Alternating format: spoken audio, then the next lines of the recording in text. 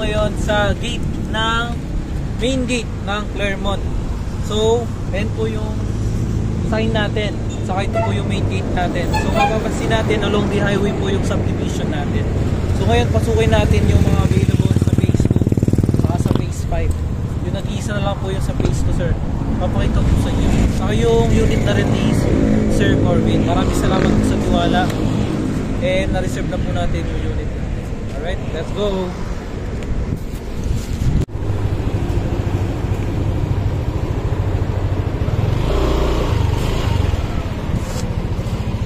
Share out. Take 2.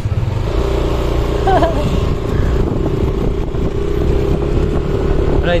Makita po natin yung main road natin is 24 meters wide.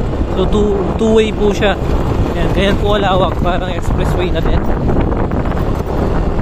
So yung Claremont po is binubuo ng 6 na phases. So bawat phase meron tayong tig-isa isang mga main gate saka sa mga clubhouse.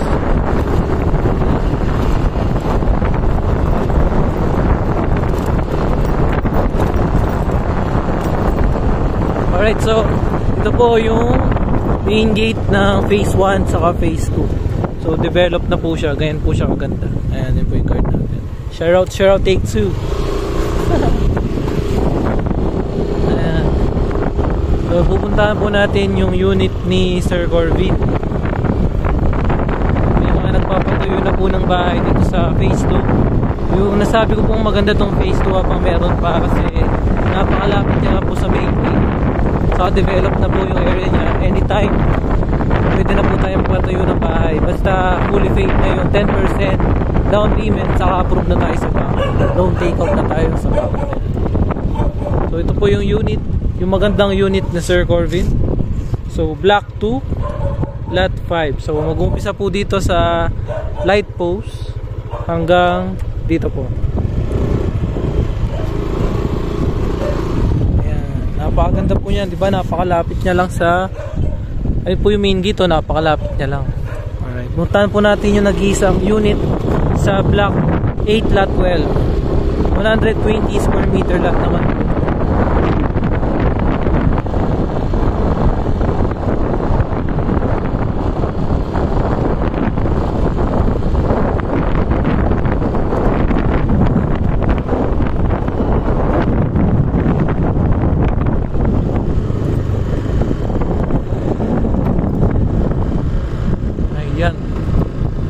Alright, so ito po yung unit natin, yung block 8 lot 12 Morning Sun. Pag po Morning Sun, nakatapat po tayo sa view ng Mount Arayat. So napakaganda po niyan. So dito po, block 8 lot 12. So hanggang dito po siya, 120 square meter lot. Alright, so dito po meron po tayong, ayan, may poster rin po siya. Ayan po siya. Ang advantage po nito, yun nga, malapit po tayo sa main gate. Saka yun lang po yung clubhouse ng phase 2. So puntahan po natin yung clubhouse. So nga pala, hanggang bukas na lang po yung promo natin na 10% down payment payable in 24 months. Alright, so if ever man na sure na tayo, kagaya po ng ginawa namin ni Sir Corbin, na reserve na po namin yung unit para 101% na na-avail na natin yung promo. Yung design pala dito, sir, is sariling design. Basta modern Asian theme, meron lang siyang konting touch na modern Asian theme.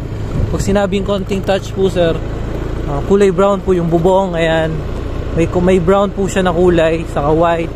So wag lang pong light green saka color pink yung kulay ng bahay. So clubhouse po kasi ito, kaya light green siya.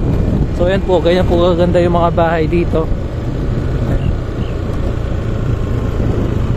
Yung mga bakanting lote na po ito is na sold out na. Kasi po yung pong iba ginawa po nilang investment. So napakamura lang po nila nabili to, saka yung iba pinagbebenta po nila. And yung iba naman is kinikip lang nila for investment.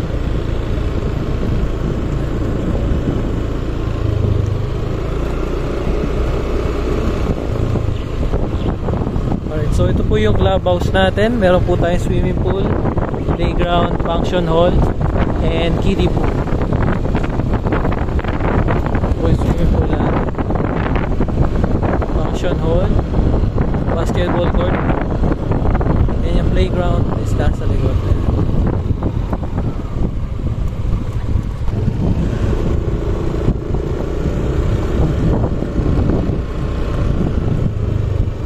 So ngayon pupunta na natin yung unit sa Clermont Phase 5.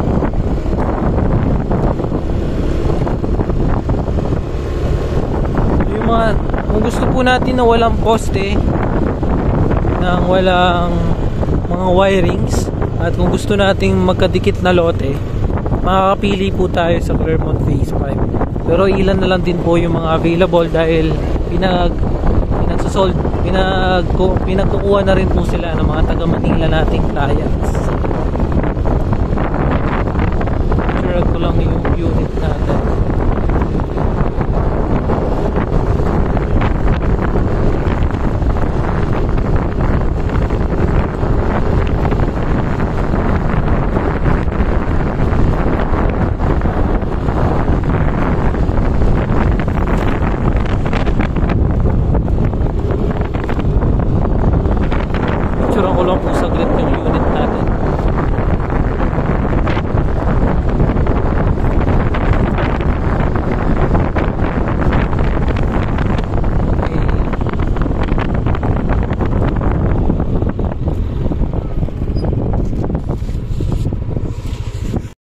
So ito po yung eksaktong computation ng unit natin sa Block 8 Lot 12. So 2.778,400 pesos lang po siya. So yung promo natin dito is yung 10% down payment payable in 24 months. So magiging 11,160 na lang po siya.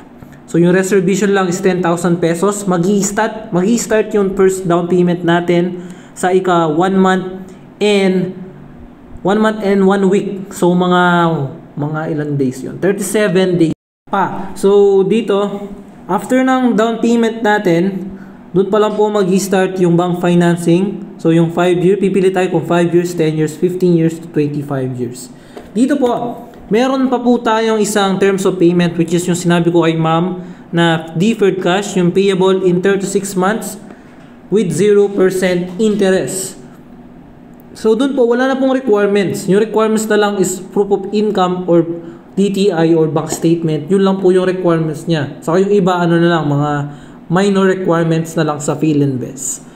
So pero kung bank financing talaga yung prefer natin, na-discuss ko na po to kay ma'am, pag rentals po yung yung source of income or self-employed, yung pinaka requirements lang natin is yung title na pinaparentahan natin. Alright. So, pag naman employed, yung mga requirements lang natin is 2 valid IDs, certificate of employment, or any proof of income, and 3 months payslip. Yun lang po yung kailangan natin pag employed. So, para sa akin, mabilis po yun, yung employed. Pero depende rin po sa client po yan, syempre. Alright, so yun lang po yung video natin. Maraming salamat at hold na po natin yung unit. At nga pala, sa loob ng 2 years, syempre hindi naman natin alam kung ano mangyayari. Malay natin, pwede natin i-cash yung 90%. Magkaka-promo pa po siya ng, actually magkaka-discount pa po siya ng around 70,000 to 90,000. So mababawas pa po yun pag i-cash yung 90% down payment. Alright.